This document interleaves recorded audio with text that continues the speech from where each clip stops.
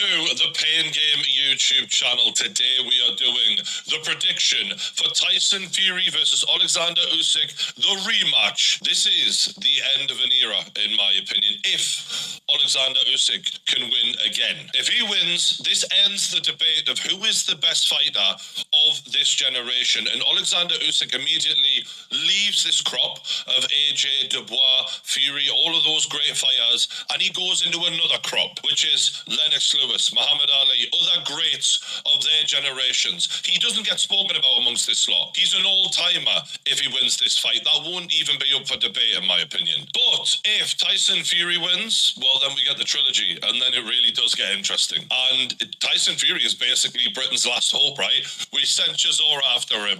We sent AJ after him. We sent Dubois after him. AJ had 2 attempts at it. Fury, 1 attempt at it. Now again, this is it. This is the last chance, in my opinion, because there's every chance if Usyk wins, he's then undisputed, cruiserweight. He's undisputed heavyweight, defended it against Fury. He might as well retire. He's proven everything. And before I break this all down, remember, we will be live on the Pain Game YouTube channel on X and also on your DAZN alternative commentary in Riyadh, Saudi Arabia for this fight. I'm going to be on a 10 energy. I can't believe I'm going to be there to see this. I mean, this is a dream come true, and it wouldn't have happened without you lot. So appreciate all of you lot who support this channel. If you buy the DAZN pay-per-view, the link for that is in the description below. You can watch us picture in picture on your alternative commentary, so you'll be able to hear us and see our reactions as you're watching the fight as well. That's a real die-hard Pain Game fan who does that. So big love to you lot if you do use the alternative commentary on DAZN. In the last fight, Usyk was outboxing Fury for the first 3 rounds, put a pace on him,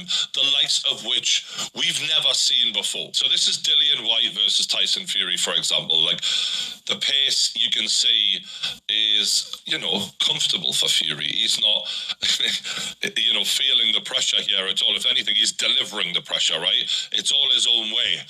And that is generally what it's like with Fury, because he has the attributes on every fucking opponent he goes in there with. It's not stressful. He's got the reach, he's got the foot speed, he's got the IQ. He can take his time in there, just like he's doing right now. Compare that to how Fury looks right there, right?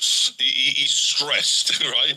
And he's in the corner being essentially bullied a bit here, and by a much smaller man, and obviously he laughs it off there. But that's part of the reason he had to laugh it off, because what was going on was he was having to really work hard from early on here.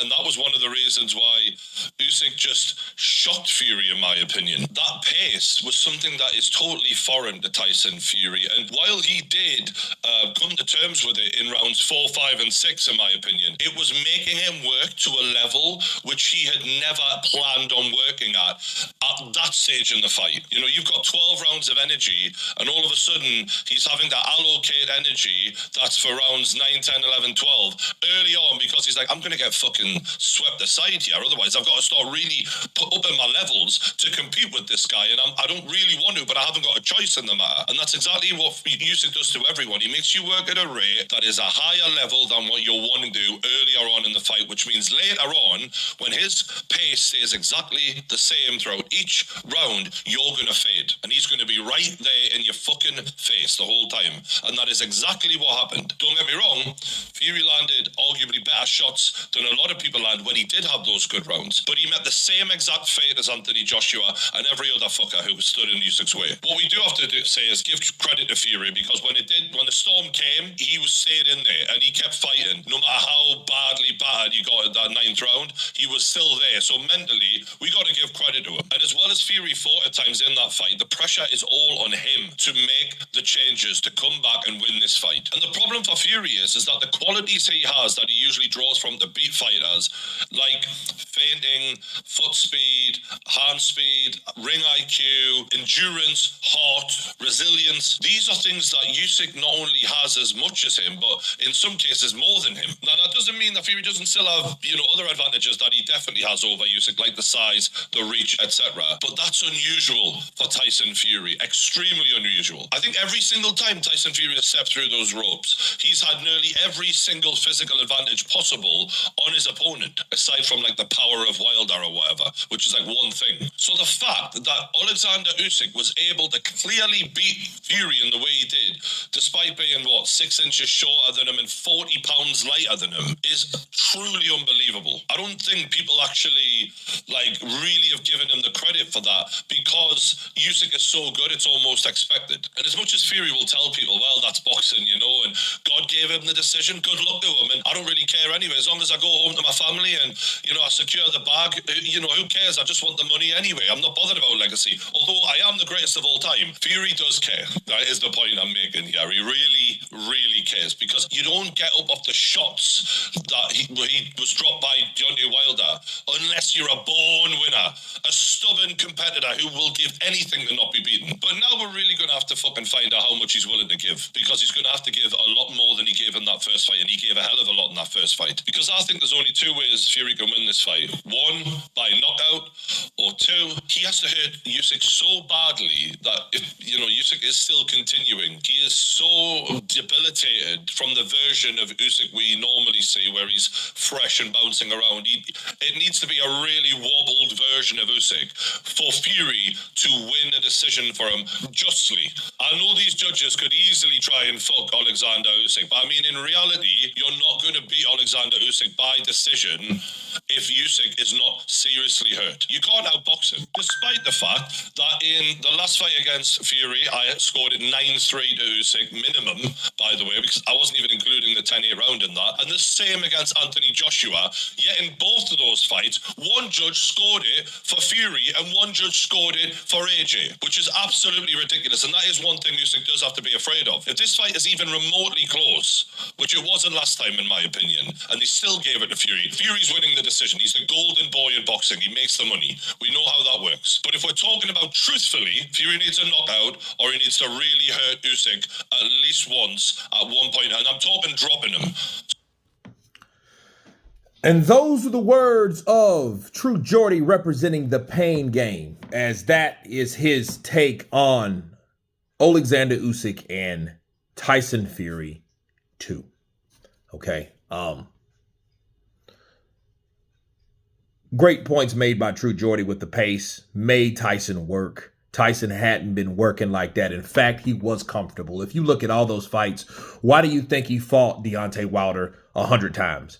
He fought him that many times because he was comfortable with the fight that he is fighting, the fighter that he's fighting. Okay, the devil you know is always better than the one you don't. Okay, and since he did not know Usyk, I think that was a problem. And that was the issue. He was being forced to work. Okay, and Tyson Fury wasn't accustomed to that. Okay, and that's how it was. Okay, honestly, that's how this whole thing was. He was forced to work. He was forced to fight at a rate that he's not accustomed to, unlike the fights that he's done in the last 5 or 6 fights.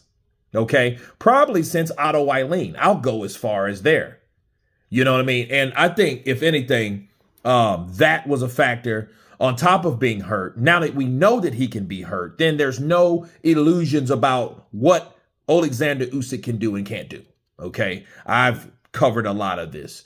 But one thing I am proud that True Georgie mentioned was something I just did today, was what about the decisions? What about the favoritism?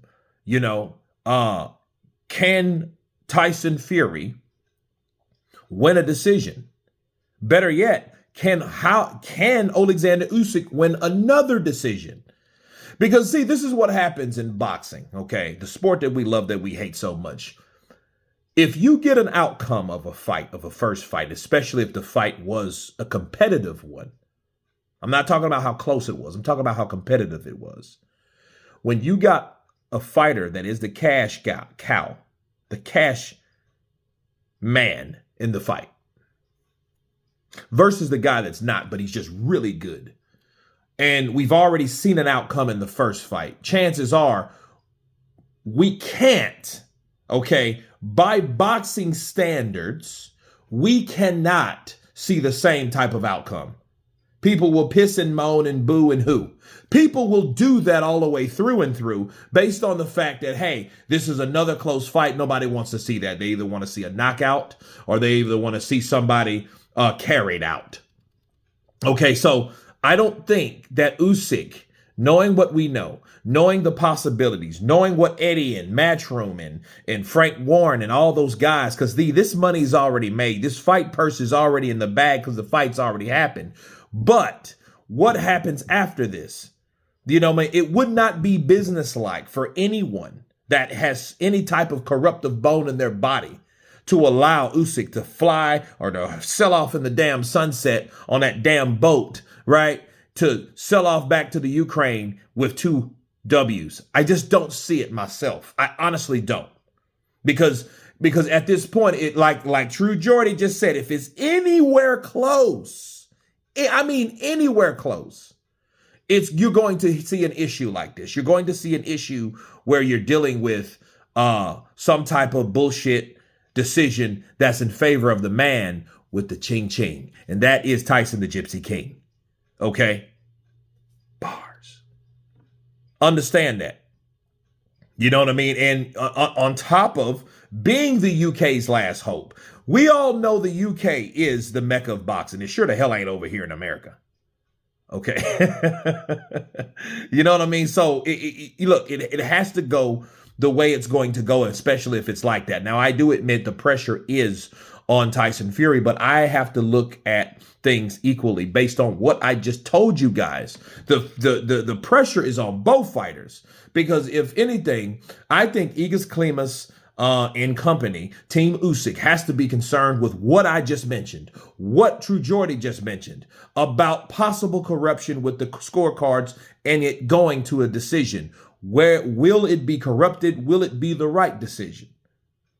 It doesn't have to be Turkey Al-Sheikh calling the shots if Turkey Al-Sheikh is the guy that wants things to take place, because, I mean, he will never be the fall guy for any of that. Not saying it happened. It didn't happen last time, which is a good sign. You know what I mean? So you can think that he may not have any influence over it, but just for him saying, I want to see this fight, tells you, wait a minute, other people get ideas because Turkey wants this. If Turkey wants this, that means someone else has to do something in play and set something in place for this fight to go the way they need it to go based on what Turkey wants, because what Turkey wants and he's paying for it, Turkey may get. You understand? So it doesn't have to necessarily be Turkey to be an influence over what could possibly happen.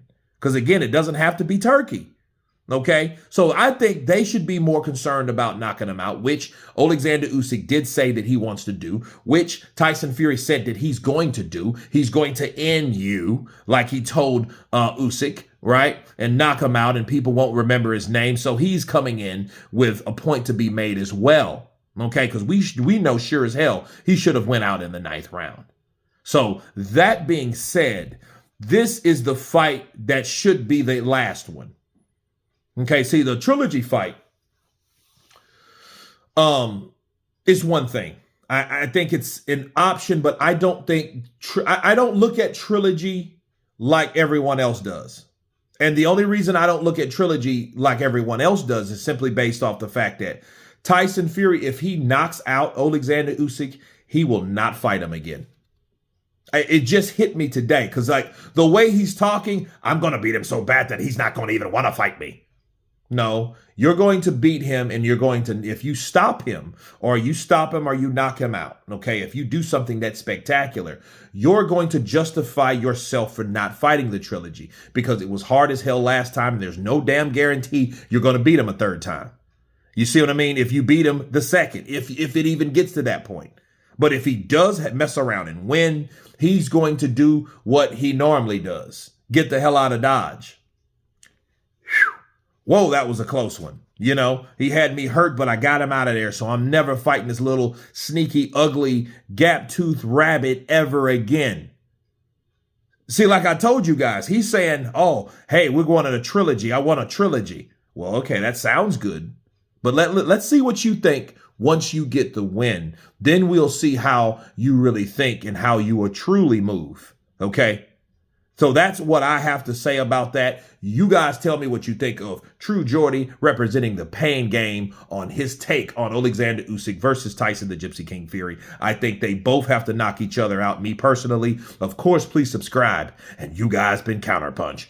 Peace!